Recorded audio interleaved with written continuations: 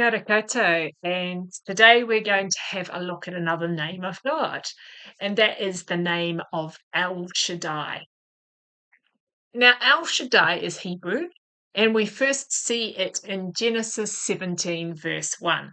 It then occurs 5 more times in the Old Testament. El Shaddai is how God is known to the patriarchs of the Bible, that is, to Abraham, Isaac, and Jacob. But what does El Shaddai actually mean? Well, let's break it down. Let's look at the El part of El Shaddai first. El, at its simplest, is translated as God, and in the Bible is used in conjunction with other words to describe various characteristics of God. On an interesting tangent, in the Old Testament times, El appears to have been used by Israel's neighbors as well in various ways, but when it was used by itself, it denoted the God who ruled over all other gods.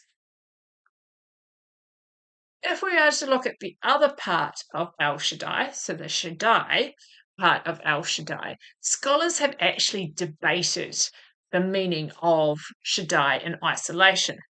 The most common translation that we have is mighty, and an alternative is sufficient. Despite the debate around the meaning of Shaddai, the most common translations of El Shaddai that we have in the English Bible are All Sufficient One, Lord God Almighty, and God of Power.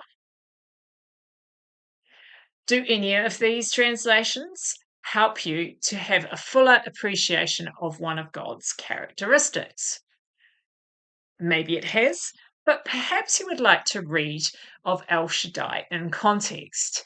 If you do, the verses that are on the screen now are the verses where the name of God of El Shaddai actually appears in the Bible. As always, for me, delving into the name of God has strengthened and deepened my relationship with Him. I hope it does the same for you. Ka kite!